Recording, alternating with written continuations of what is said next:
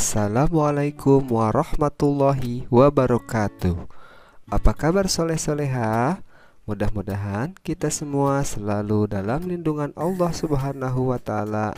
Amin, Allahumma amin. Before start this lesson, say basmalah together. Bismillahirrahmanirrahim. Sebelum pembelajaran dimulai, yuk kita baca doa bersama-sama. Bismillahirrahmanirrahim. Rabbi zidni ilma warzuqni fahma. Ya Allah, tambahkanlah ilmuku dan pertinggilah kecerdasanku. Amin. Pada kesempatan kali ini, Mister akan membahas tematik 4C, subtema 1, pembelajaran 3 sampai dengan 6. Tema kali ini yaitu peduli terhadap makhluk hidup dengan subtema hewan dan tumbuhan di lingkungan rumahku.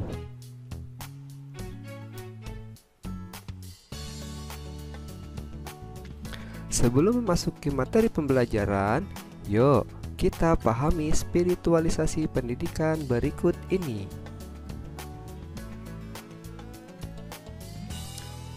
Dan ingatlah olehmu di waktu Tuhan menjadikan kamu pengganti-pengganti yang berkuasa sesudah kaum Ad, dan memberikan tempat bagimu di bumi. Kamu dirikan istana-istana di tanah-tanahnya yang datar, dan kamu pahat gunung-gunungnya untuk dijadikan rumah. Maka ingatlah nikmat-nikmat Allah, dan janganlah kamu merajalela di muka bumi membuat kerusakan. Al-Quran Surat Al-A'raf ayat 74. Tujuan pembelajaran kali ini yaitu 1. Peserta didik dapat mengetahui kewajiban dan hak memanfaatkan tumbuhan. Yang kedua, peserta didik mengetahui 3 bentang alam yaitu pantai, dataran rendah, dan dataran tinggi. Serta yang ketiga adalah peserta didik mengetahui tata cara wawancara. Nah, sekarang kita akan membahas tentang hak dan kewajiban. Apakah kalian tahu apa yang dimaksud dengan kewajiban dan hak? Ya, benar. Hak adalah segala sesuatu yang harus didapatkan oleh setiap orang sejak lahir. Sedangkan kewajiban adalah segala sesuatu yang harus dilaksanakan dengan penuh tanggung jawab. Dalam kehidupan, kita harus senantiasa menyeimbangkan antara hak dan kewajiban. Jika kita telah mendapatkan hak, maka kita harus melaksanakan kewajiban. Dalam pelaksanaannya, kita juga harus menghormati hak-hak orang lain. Berkenaan dengan sumber daya alam tumbuhan, kita juga harus menyeimbangkan antara hak dan kewajiban. Kita mendapatkan hak untuk memanfaatkan sumber daya alam tumbuhan, kita juga berkewajiban untuk menjaga agar sumber daya alam tumbuhan tersebut tetap lestari. Hak dan kewajiban pada pemanfaatan sumber daya alam tumbuhan berkaitan dengan sila pada Pancasila, yaitu sila pertama yang berbunyi ketuhanan yang Maha Esa. Kita mencintai dan menghargai segala ciptaan Allah Subhanahu wa Ta'ala. Hak dan kewajiban tidak dapat dipisahkan. Dalam pelaksanaannya, hak dan kewajiban harus seimbang. Setiap orang tidak boleh hanya menuntut haknya saja tanpa mau melaksanakan kewajiban. Sebagai contoh, setelah melaksanakan kewajiban merawat tanaman, kita berhak untuk memanfaatkan tanaman tersebut. Perilaku yang menunjukkan kewajiban kita dalam menjaga dan merawat tumbuhan yaitu tidak merusak tumbuhan, tidak menebang pohon sembarangan, menanam tumbuhan di sekitar lingkungan kita, dan merawat tanaman yang kita tanam. Apabila kewajiban dilaksanakan dengan baik, maka akan tercipta 1. Keluarga yang harmonis. 2. Peraturan berjalan dengan baik. 3. Tidak ada orang yang merasa terganggu. 4. Hidup rukun dengan sesama. 5. Perasaan aman dan nyaman di lingkungan sekitar. 6. Terciptanya kebersihan, keindahan, dan kesehatan di sekitar. Agar pemenuhan hak dan pelaksanaan kewajiban bisa berjalan seimbang, setiap orang hendaknya bersikap 1. Mendahulukan pelaksanaan kewajiban sebelum menuntut hak. 2. Mengutamakan kepentingan bersama dibanding kepentingan diri sendiri. 3. Tidak mengganggu hak orang lain saat menikmati hak sendiri. 4. Tidak boleh meminta hak secara berlebihan. Tiap wilayah memiliki ketampakan alam atau keadaan alam yang berbeda-beda. Ketampakan alam adalah wujud permukaan bumi yang terbentuk secara alami. Ketampakan alam ada yang berupa daratan dan ada yang berupa perairan. Nah, Mister bagi dua wilayah yang disebut dengan wilayah daratan dan wilayah perairan. Pada wilayah daratan mencakup dataran rendah, dataran tinggi, gunung dan pegunungan, lembah dan ngarai, tanjung dan semenanjung. Sedangkan wilayah perairan mencakup sungai, danau, rawa, laut, selat, dan teluk. Untuk pembahasan lebih lengkap, yuk disimak penjelasan berikutnya. Nah, yang pertama, ini kira-kira gambar apa ya? Ya, ini merupakan gambar pantai. Pantai termasuk dataran rendah. Apa sih itu dataran rendah? Dataran rendah merupakan wilayah daratan yang memiliki ketinggian 0 sampai 500 meter di atas permukaan laut atau disingkat dengan kata DPL. Dataran rendah cocok untuk areal pertanian, perkebunan, peternakan, perumahan, industri, dan perkantoran. Contoh dataran rendah adalah Kota Jakarta dan Balikpapan. Pantai merupakan bagian dari daerah dataran rendah. Masyarakat daerah pantai biasanya hidup sebagai nelayan. Yang kedua adalah dataran tinggi.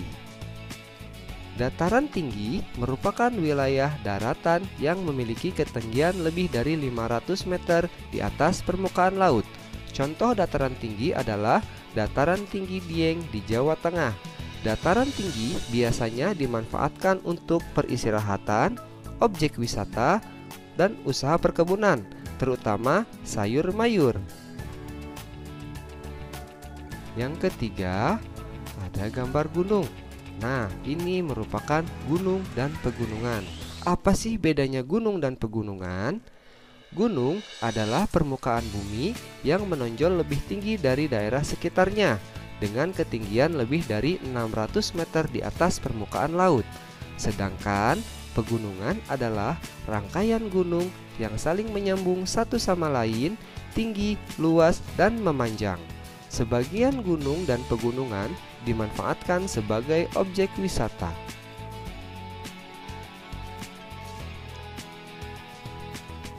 Nah, kira-kira yang keempat apa ya? Ya, benar. Yang keempat adalah lembah dan ngarai. Apa sih lembah dan ngarai itu? Lembah adalah daratan yang sangat rendah dan cekung dari daerah sekitarnya. Terdapat di kaki gunung serta sebelah kanan kirinya terdapat sungai. Sedangkan ngarai adalah lembah yang dalam dan luas serta banyak digunakan untuk pertanian dan permukiman.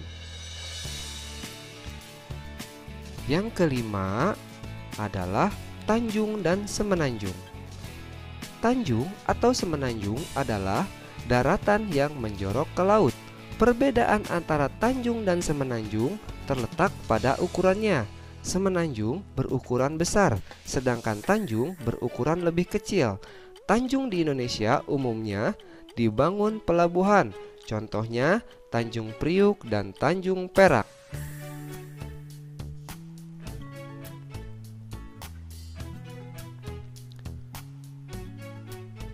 Yang keenam adalah sungai. Sungai adalah aliran air yang besar dan terdapat di daratan. Hulu sungai terdapat di daerah dataran tinggi atau gunung. Sungai bermuara di laut atau danau. Sungai dimanfaatkan penduduk untuk pengairan, transportasi, pemeliharaan ikan, dan MCK atau singkatan dari mandi, cuci, kakus. Yang ketujuh adalah danau. Danau adalah genangan air yang sangat luas dan dikelilingi oleh daratan.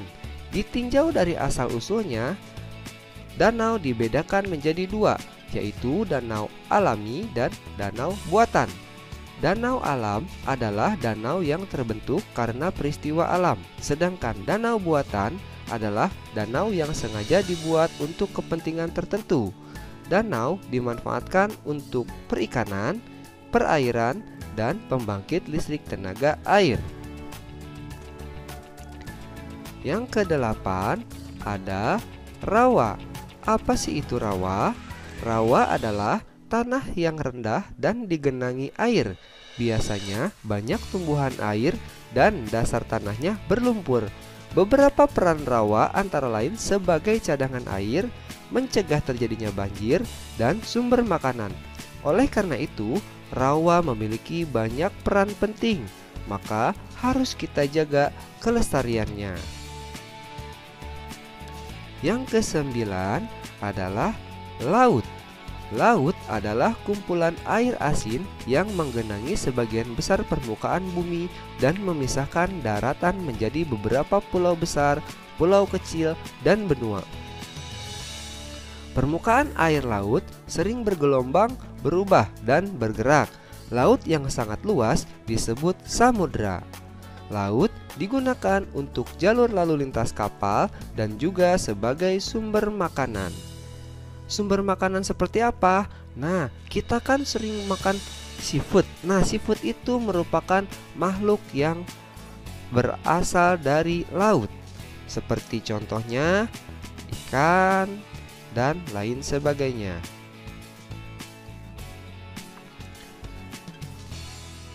Yang ke-10 adalah selat. Apa sih itu selat? Selat adalah laut sempit yang menghubungkan dua pulau atau lebih yang berdekatan. Contoh selat adalah Selat Madura di Jawa Timur yang menghubungkan antara Pulau Jawa dan Pulau Madura. Di selat tersebut dibangun sebuah jembatan Suramadu yang merupakan jembatan terpanjang di Indonesia.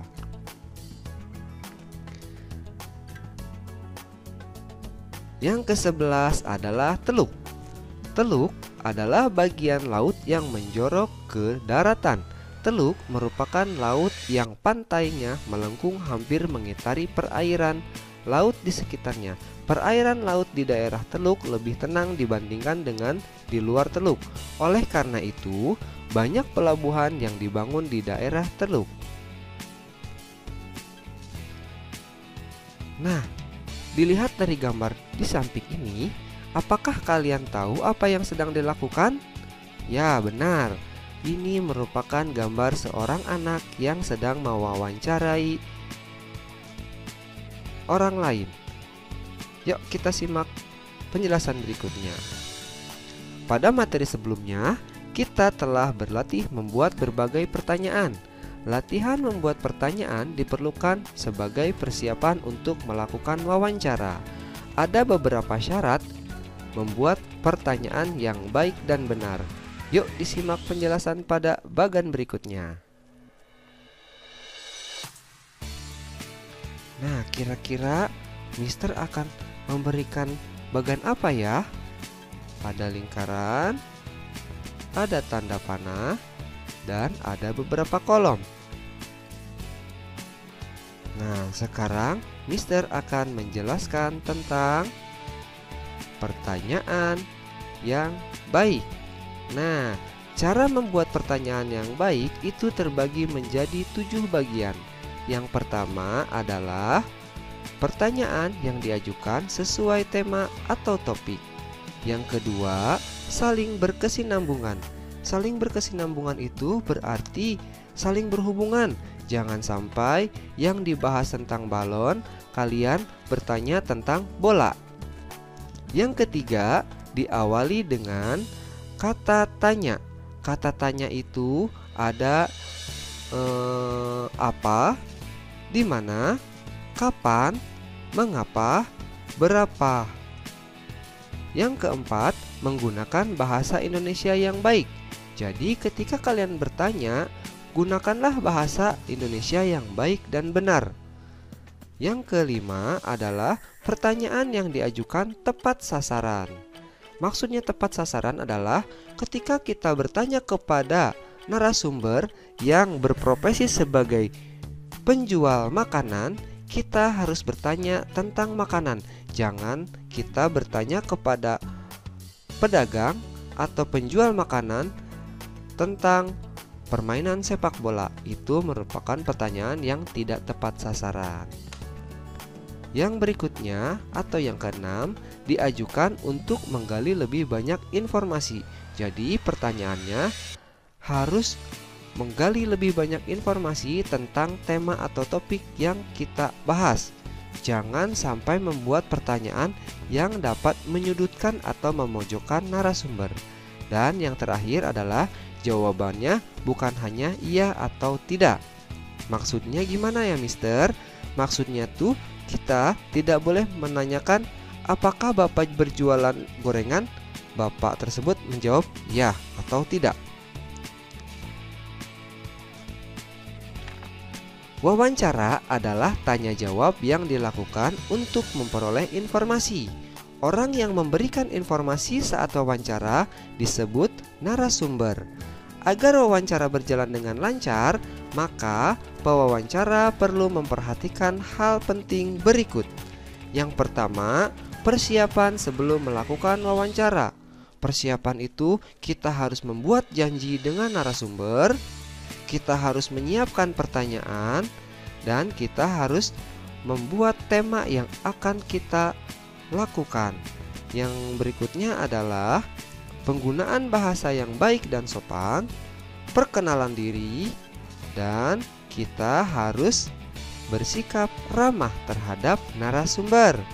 Dan yang ketiga, mengucapkan terima kasih serta memohon maaf jika selama wawancara ada hal yang kurang berkenan. Nah, sampai di sini materi yang akan Mister bahas. Sebelum menutup pembelajaran, Mister akan memberikan tugas.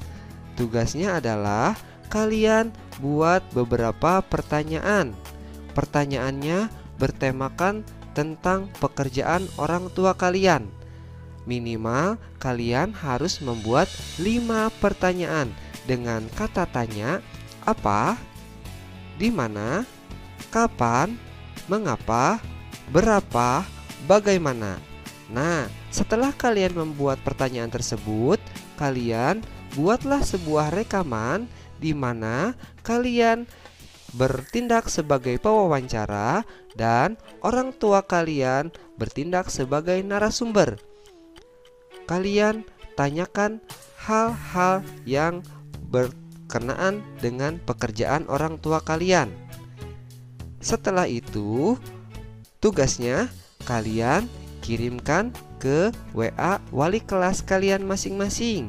4A ke Mr. Lukman dan yang 4B ke Miss Nelly. Sekian pemaparan materi dari Mister.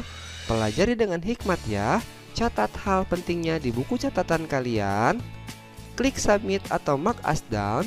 Itu akan menjadikan bukti kalian hadir di sesi ini pada Google Classroom kalian masing-masing. Selamat belajar, tetap semangat.